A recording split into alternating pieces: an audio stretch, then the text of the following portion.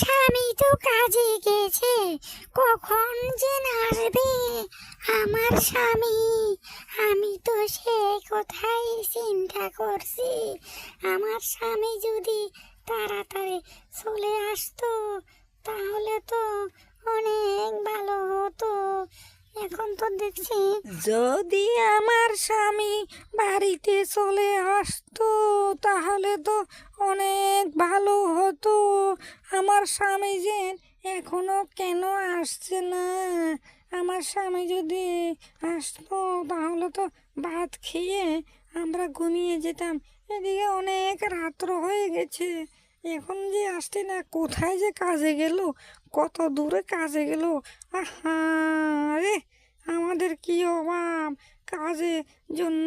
আমি একটু ঘুমাই, তারপর আমার স্বামী আসলে আবার আমি ঘুমাবো। এদিকে অনেক রাত হয়ে গেছে, এদিকে আমার ঘুমানোর দরকার আছে না নাকি? এমনি বন্যে বসে থাকলে তাহলে কি চলবে? আরে না, কিছু সবজিগুলো আমি রান্না করে ফেলি, রান্না করে স্বামী আসলে তো আবার ভাত খেতে হবে। না, এখানে বসে থাকে লাভ হবে না, আমি তাড়াতাড়ি সবজিগুলো রান্না করে ফেলি। আমার স্বামী যখন আসবে তখন আমরা একত্রে ভাত খেয়েব, তারপর ঘুমিয়ে যাব। আরে আরে, আমার স্বামী আসছে না কেন? এতক্ষণ হয়ে গেল, এখনো তো দেখছি আমার স্বামী আসছে না। যদি চলে আসতো তাহলে তো অনেক ভালো হতো, কিন্তু এখনো তো দেখছি আমার স্বামী আসছে না। কতক্ষণ লাগবে আসতে সে কথাই চিন্তা করছি। আরে আরে, কি হয়েছে? আমি তো সে কথাই চিন্তা করছি। আরে এখনো তো দেখছি আসছে না।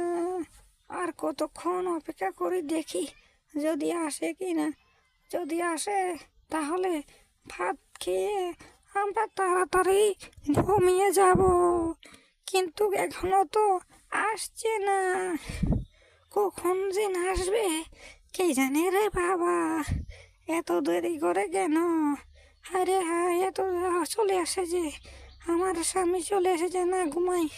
আরে ও গিন্নি, গিন্নি, তুমি রাগ করেছ? আরে রাগ করে কি লাভ হবে?